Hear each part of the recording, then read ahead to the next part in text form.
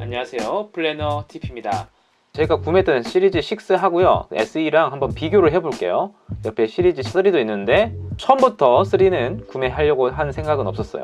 사실 저는 상시 표시형 레티나 디스플레이 탑재가 됐다는 것에 가장 매력을 느껴서 구매를 하게 된 건지도 몰라요. 18만원의 차이가 납니다. 35만 9천원이 가장 낮은 가격이고 6는 53만 9천원이 가장 낮은 가격입니다.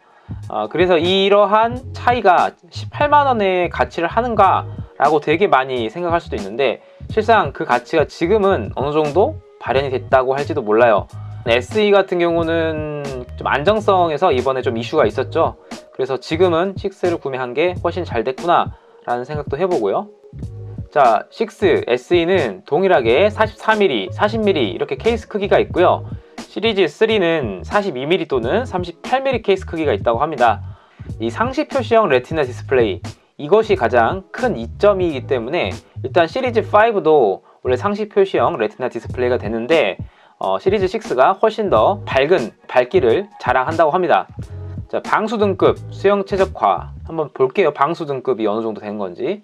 자, 애플워치 시리즈 6 SE 시리즈 3의 50m 방수는 iOS 표준에 따른 등급으로 수영장이나 바다에서의 수영 등 수심이 얕은 물에서 하는 활동에 사용될 수 있음을 의미합니다.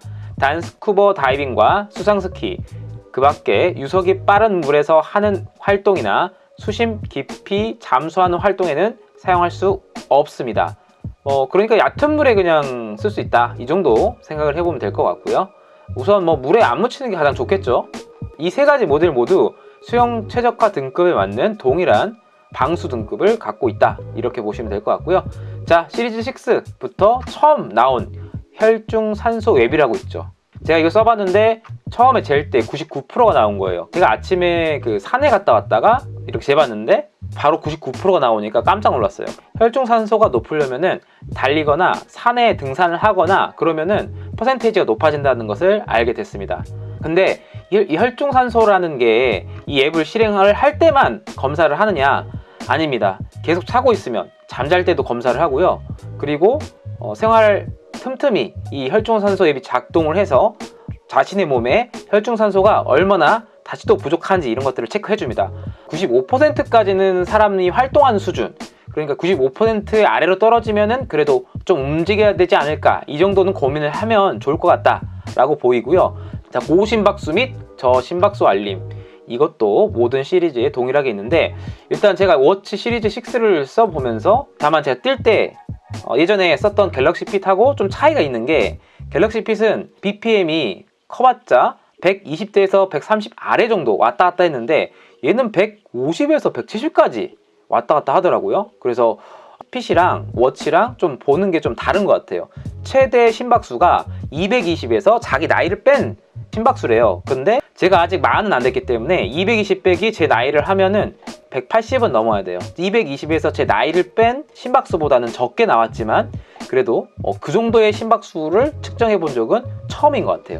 긴급 구조 요청은 이거 좀 잘 알아보시면 세팅해 놓은 나이들이 있죠. 그 나이가 55세 이상이어야만 이게 자동으로 세팅이 되고요. 그렇지 않은 분들은 자동으로 세팅이 안 됩니다. 그렇기 때문에 이 긴급구조 요청을 키시려고 한다면 워치에서 설정을 해줘야 됩니다. 워치 시리즈 6 모델 및 워치 SE 모델은, 자, 이거 모두 무슨 버전입니까? GPS 더하기 셀룰러, 그러니까 셀룰러 버전 모델인 거죠. 자, 이러한 모델은 이동통신 연결을 통해 긴급 구조 요청 기능을 사용할 수 있다고 합니다. 셀룰러가 탑재가 되지 않은 애플워치는 어떻게 해야지 긴급 구조 요청이 됩니까? 바로 근처에 아이폰이 있어야지 이 긴급 구조 요청 기능을 사용할 수가 있다고 합니다. 그러니까 GPS도 되긴 하는데 아이폰이 옆에 있어야지 가능하다. 셀룰러 버전 같은 경우는 워치만 있어도, 아이폰이 없어도 그래도 이 긴급구조 요청을 쓸 수가 있다.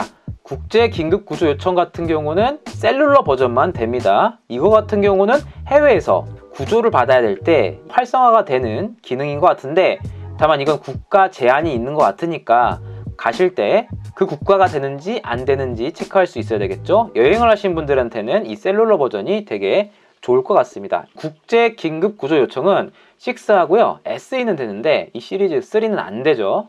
긴급 구조 요청은 모두 되긴 합니다. 자, 넘어짐 감지. 이 넘어짐 감지가 시리즈 3가 안 돼요. 나침반 시리즈 3는 없고 SE하고 시리즈 6는 있습니다.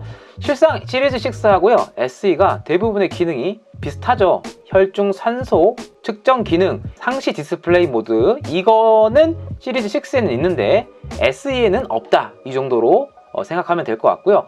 상시 감지형 고도계, 이게 켜져 있으면은 우리가 활동하면서 몇 층 정도를 왔다 갔다 한 건지 그 정도도 측정을 할 수가 있고요. 산지에 있는 고도를 측정해서 기록을 해줍니다.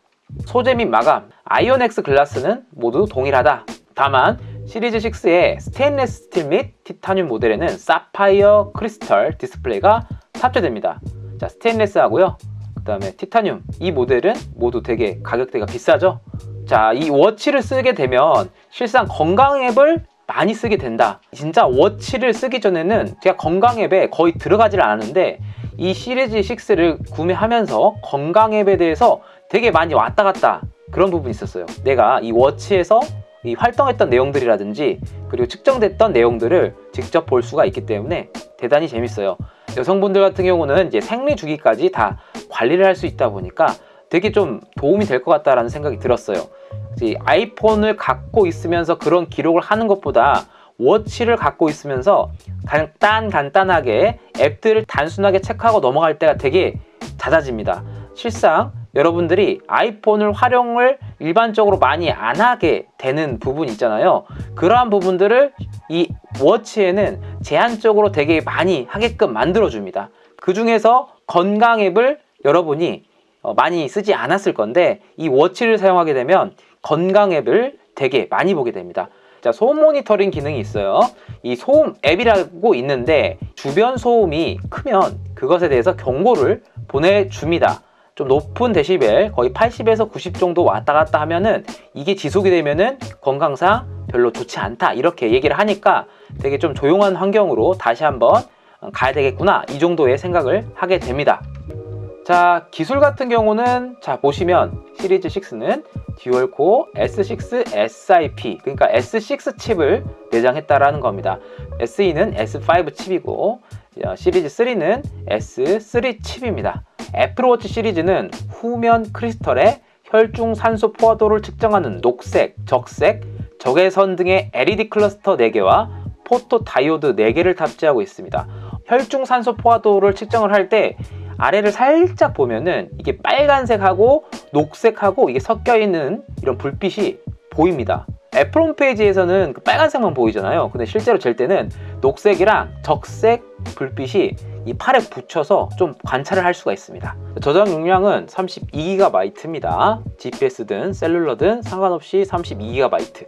근데 시리즈 3는 어떻습니까? 8GB에다가, 그래서 굳이 시리즈 3를 사야 되냐? 지금 워치OS 7도 버벅거리고 있다는데 이건 그냥 비교용이다 라고 좀 봤으면 좋을 것 같아요. 자, 디스플레이는 1000니트 밝기, 이거는 SE도 똑같고 시리즈 3도 똑같아요.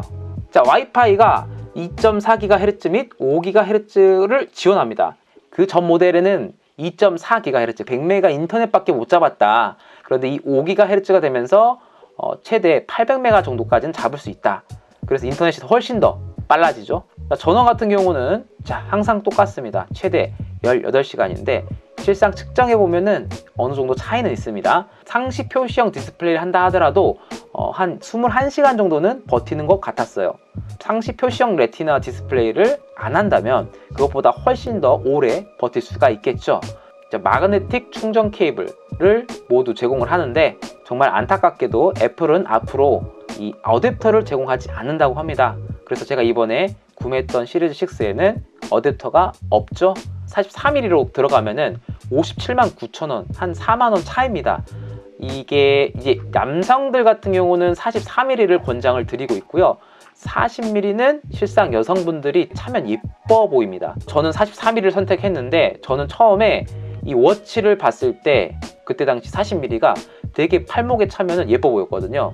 그런데 이제 남자다 보니까 일단 쓸 거면 40mm는 예쁘니까 그냥 보는 용도만 쓸 것 같다라는 생각이 되게 들었어요. 가격 차이가 있지만 그래도 이게 낫지 않을까 생각을 해서 이 44mm GPS 모델을 선택을 했습니다. 제가 셀룰러 버전을 선택하지 않은 이유는 셀룰러 버전을 만약에 가입을 한다면은 11,000원 요금제를 더 내야 돼요. KT 같은 경우는. 근데 SK 같은 경우는 12,000원, LG는 11,000원 이렇게 낸다고 하는데 어차피 한번 쓰면은 거의 2년은 쓸 건데 그러면은 2년 동안 24개월 낸다고 치면은 거의 한 26만 원, 28만 원 이 정도의 돈을 더 내야 된다는 뜻이에요. 야외에서 많이 근무를 한다면 활동적인 일을 한다면 모르겠는데 그러한 일이 아니다 보니까 지금 GPS 버전으로도 충분하다고 생각을 해서 결국엔 이 GPS 버전으로 구매를 하게 된 거죠. 밴드도 제가 좀 많이 고민을 해봤는데 일단 처음 구매를 하는 거니까 기본형 스포츠 밴드로 구매를 하고 나중에 이제 밴드가 조금 달아지면은 다양한 밴드를 구매해서 써볼 생각입니다. 뭐 이렇게 정품 밴드 같은 경우는 가격대가 10만원대, 5만원대, 6만원대 이러잖아요. 그러다 보니 처음에 되게 많이 부담이 되거든요. 애플 온라인 스토어에 있는 밴드가 아니더라도 여러 가지 좀 좋은 제품들이 많아요. 그러다 보니 밴드를 계속 쓰다가 상태가 나빠지면 그때 한번 생각을 해보려고 고민 중에 있습니다. 자, 여기까지 제가 시리즈 6를 써보면서 느꼈던 것들, 이 워치 구매하실 때 되게 참조를 하시면 좋을 것 같다라는 그런 얘기를 조금씩 해봤어요. 본격적인 얘기는 아니지만 그래도 이런 기능이 있다, 이 정도는 이해하고 워치를 구매하는 것을 권장을 드리겠습니다. 이 내용이 여러분들께 도움이 되셨다면 좋아요와 구독 부탁드리겠습니다. 감사합니다.